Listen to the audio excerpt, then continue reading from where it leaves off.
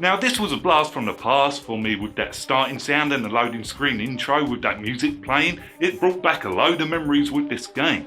And this was the first game that I ever played online back in the day on the 360 because I wanted to play the Lost and the Damned DLC, so I got online for that. And saying that this brings back memories for me is an understatement. I can remember getting the DLC code thing, what was it, 1600 points or 1800 points out of game and going back and redeeming the code so I could actually play the DLC. GTA 4 is a 2008 action-adventure open-world game what was made by Rockstar. This GTA felt like they were going for that more realistic feeling than its predecessors. You play as Nico Bellic, a foreigner from Eastern Europe who's no stranger to war, where you will hear a lot from Nico about the war that he was in and how he was betrayed, and after revenge for his fallen comrades is one of the reasons why he's come to Liberty City, where one of the 3 survivors from that betrayal is here in the city, and that includes Nico himself.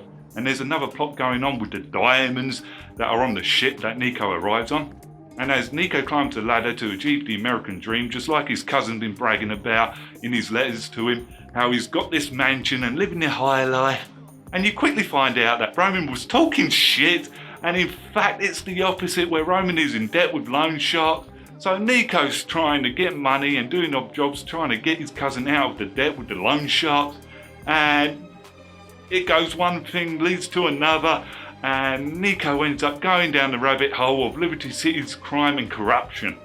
Nico interacts with so many different types of people throughout his journey, and saying that, I think that the story is awesome and the way it tells it up and gets the point across. I've got to give it to the writers here. I think they've done a remarkable job, especially with Nico as he climbs the ladder and getting mixed up with this crime and everything else. The game takes place in Liberty City, what's based off New York City, and I dig the new layout of the city and the redesign from GTA 3. There is a lot of care and details that went into this version of the city, and it feels so much more alive than ever with all the traffic. The other islands are locked off at first until you unlock them as you progress throughout the main storyline. You can try and cross them, but if you do, before the time it unlocks, you get all stars after you, and the police are not kidding around. All the controls, they feel nice and responsive, yet it did take me a bit of time to get used to the driving, and the cars do have weight to them and feel a bit more realistic than the previous games. And after a while I got used to it and started to appreciate the driving, where every car felt different to the other and how they handled from the other ones. And I like the realistic damage that the cars take when I crashed them, and how some of them broke down while others just caught on fire. It's like 1 minute I'm driving, then I hit something, then the car just breaks down. It's like, start the car, start the car. And Nico's complaining like, start, will you, start. Come on, you piece of crap, start!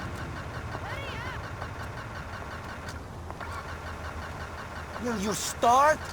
I love the sat-nav on this, where it tells me where to go and talks to me at the same time and goes ding dong, turn right now, and you have arrived. I can tell that the sat-nav will annoy some players out there, however, I just loved it.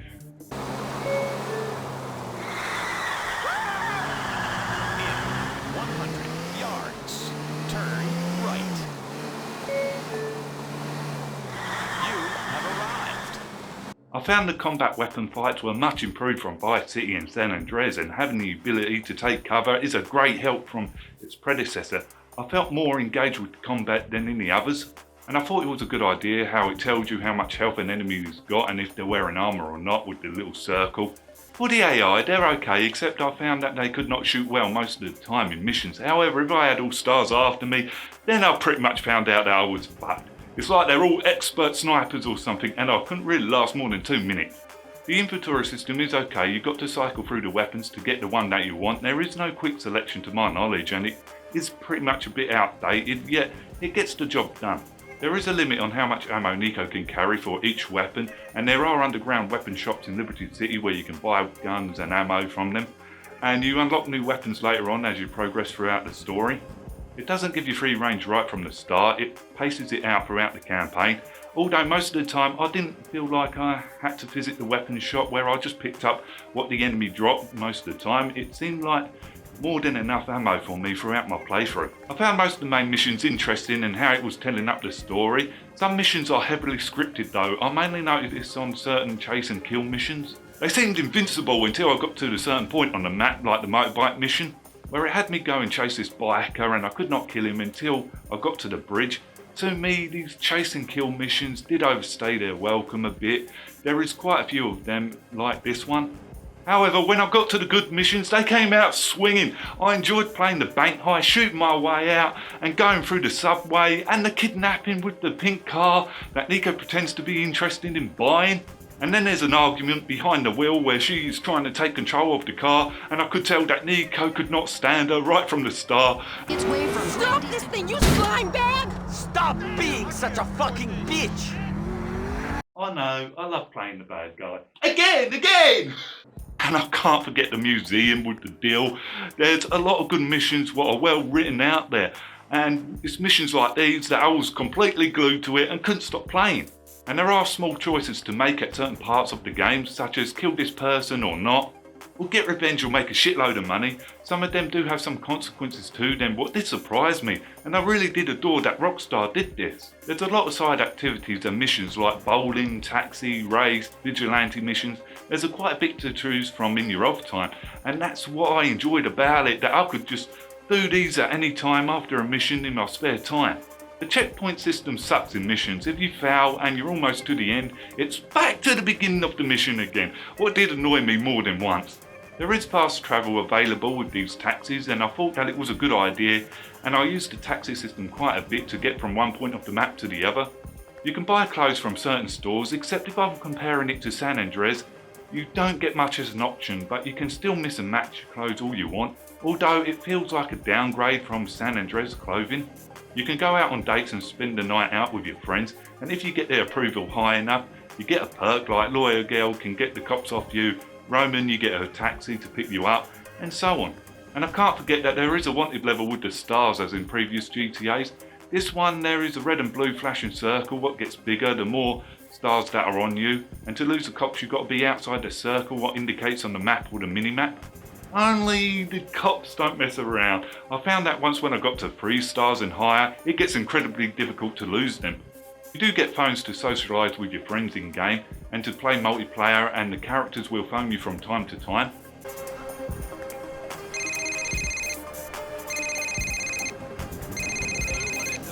Hello? Nico, it's Roman. Let's go bowling. Let's go bowling. Let's go bowling. Let's go bowling. Let's go bowling. There is no garage to save your car like in previous GTAs, instead you've got parking spaces.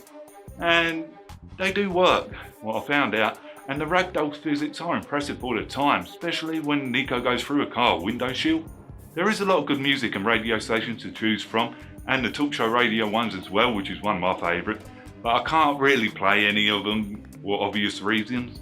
And you can add in your own ones as well. For the graphics, I think they still hold up well, especially on the city itself. It's still got a lot of details to it, as well as the cars, and the city just looks great at night in a helicopter. The amount of times I have to fly over the city at night just to look at this view. As for characters, I think they're all done well, from Roman to the side characters to Dimitri and all the other characters that I met throughout the campaign. There's just too many for me to name, and they're all done brilliantly well.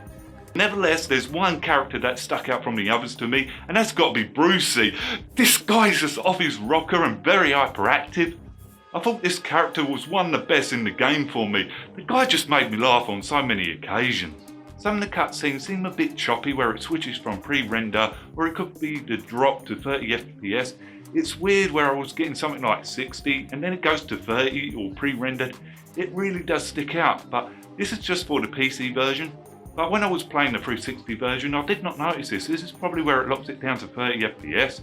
Aside from that, I thought that they told the story really well, and the acting in them is top notch. And the voice acting is on another scale. It is extremely well done.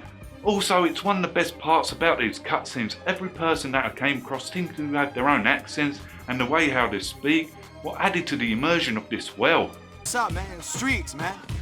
This is the guy I told you about who beat up all those thugs in Broca. Yeah, great. Listen, Melody, would you give us a little space, please? All right. Okay, yeah, great. So, Streets, take no prisoners, right? But, you know, kids need hope. You know what I'm saying? Not really. Yeah, well, you know, sometimes you gotta break some omelets to make some eggs, you know what I'm saying? Okay, and Yeah, well, you know, we gotta clean up some eggs, brother. We're gonna clean them up, you know? Yeah, right here, turn around, man, right here. Here, Manny Escuela is rapping with a street accomplice about cleaning up the streets Yeah. of Boaz. turn that off. These street Wait a criminals are trying to reform their neighborhood. Hey, please, Hey, hold on what a are you doing? second. Hey, Manny! For the main campaign, it took me around about 29 hours to complete, except if I was going for that 100%, I could have got a lot longer out of it, probably about 90 hours or so. I didn't really want to do this part, but now for the ranty side of this, there are bugs that I came across, yet this is for the PC version only. There are camera bugs where it kept on zooming into the cars and walls in the cutscenes, and there's one game breaking bug on the last mission where you use a motorbike to do this jump onto the helicopter. I was getting this weird flickering back and forth when it was telling me to press the A button rapidly, and it kept on ending with mission failed. So I went back to the frame room, shooting all the pigeons what I could find, and then I thought, yeah, I'll try the last mission again. And it allowed me past it, and I was like, what's going on here? It weren't flickering or anything, and then I pressed the pause menu and found out that I had it in 50 and 60 hertz mode. And like so, it is tied to the frame rate, so I went back to 120 hertz and it wouldn't allow me past it, so I downed it at the last second again, and it allowed me past it on the like a full playthrough on the last mission to solve why this bug is here. So it is tied to the frame rates, and it's unbelievable why it hasn't been patched yet. So if you're having this problem on the last mission, just down it to about 50 hertz or 60. However, this was when I was playing the game at a high frame rate, and I was talking to a friend of mine about this, and he says do not run the game higher than 60 frames. It starts having problems if you do, and that's what was happening to me. So I followed his advice. I changed the frame rate down to about 59, disabled the handbrake camera, and a lot of the problems that I was having seemed to have vanished. Especially the bikes now, they handled a lot better. I enjoyed the motorbikes now. The camera didn't spin round anymore when I was using the handbrake, and I didn't get infinite load screens anymore when the mission was about to start, but I found all this out while I was playing the Lost and Damned DLC about lowering the frame rate, so it's incredibly important. Do not run this game at a high frame rate. My advice is here was play it at 50 or 60 FPS, or you might encounter the problems as I did. A couple of times I did have to change it to 50 to get the mission to load up. If it weren't for my friend, I would have never known about this, and I would have completely gave up on the PC version. So I've got to thank my friend here for letting me know this information. However, I should not have to do this, and I don't think Rockstar will ever fix the PC version, and that's the complete edition one. Well, at least they got rid of that games for Windows thing. Well, that's my little rant over about the PC version. Now we get on to the first expansion, The Lost and the Damned, where you play as a new protagonist called Johnny, who is part of the Lost MC biker gang. The Lost and the Damned DLC takes place during Nico's campaign, and I like how it intertwined them together. For the story, Billy gets released after being in jail or rehab after having some drugs on him, and as Billy went inside, Johnny has been the active president of the motorcycle gang. And now that Billy has been released, he takes over as the active president, and now Johnny is the vice president of the Lost MC. But Billy starts going into the old way of doing business and starts making big mistakes one after the other, and restarting a war with another gang and misinformation to the other bikers in the MC to get his own way on purpose. And because of all this, it starts creating a rivalry between Johnny and Billy. And on a side note, his ex-girlfriend Ashley is a drug addict who keeps on getting into trouble, what Johnny has to keep bailing her out of, what also intertwines with GTA 4's story from Johnny's perspective. I like the way that you can write information and recruit other bikers to join you on missions, although when Billy is leading you get this logo of the Lost MC. When Billy is leading, the Lost logo appears for a short time, what restores your health a little, as long as you're in the perimeter of the logo. There is a new safe house what acts like a biker gang's hideout, where you can save and play new mini games like arm wrestle, play cards, and see other members of the Lost MC. And there is this washed out look to sum up the atmosphere of the theme in The Lost and the Damned. I thought most of the main missions were well thought out.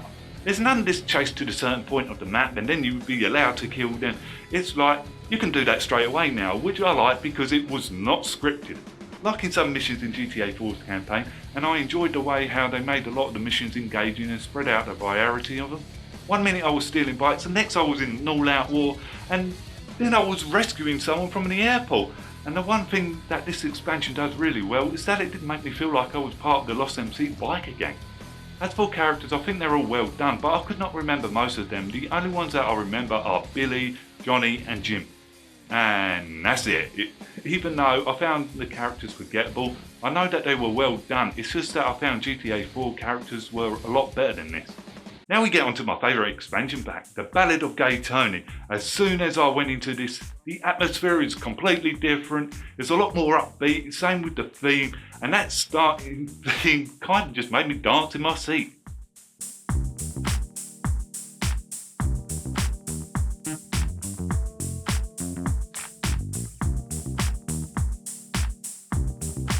For the story, Tony is like a father to Lewis, who is the main character you play as, and you find out quickly how much debt Tony has ranked up with the loan sharks to feed his drug addiction. And this could lose him his nightclubs over it or his life, so Lewis gets to work to get Tony out of debt that he's in. I like the acting in this one even more, and the chemistry between Tony and Lewis is brilliantly done. I found it top rank acting throughout the whole expansion, especially with the hyperactive man-child who likes big toys and likes noose tanks. He's like, I've got to have that, I've got to have this. I really thought the characters were a lot better. And then there's Bruce's brother, who seems to be Brucey 2.0. There's a lot of rememberable characters and each one is very well voice acted and left a significant impression on me. And I was laughing quite a bit throughout this campaign. With their far out charming personalities. There are new weapons and my favourite's got to be the explosive shotgun. That gun is not overpowered as fuck. It takes down choppers in a couple of hits and extremely fun to use. And it's got to be my favourite gun in the whole game. I love this shotgun! There are new minigames and I quickly found out that I could not dance for shit in this minigame, yet it did not stop me from trying.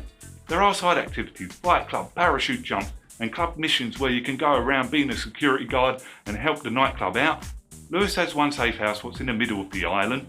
I thought the main missions were a bit more of a blast. One minute I'm on the golf course hitting golf balls at someone and next minute I'm exploding bikers. Then I'm interrupting the deal. Then the next minute I'm blowing up a yacht with this helicopter.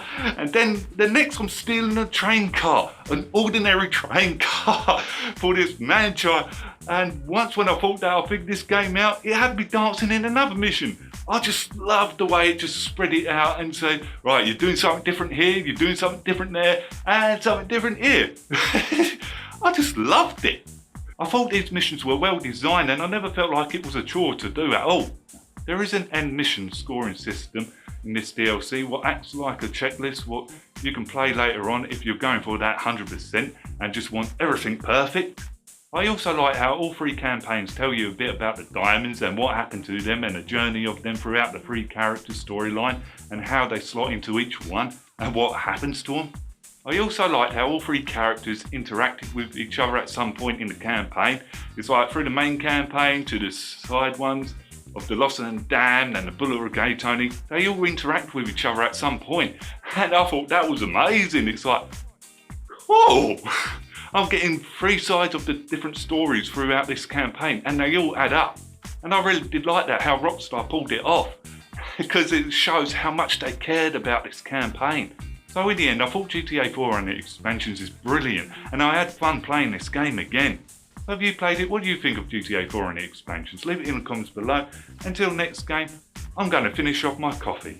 Thanks, Happiness Island.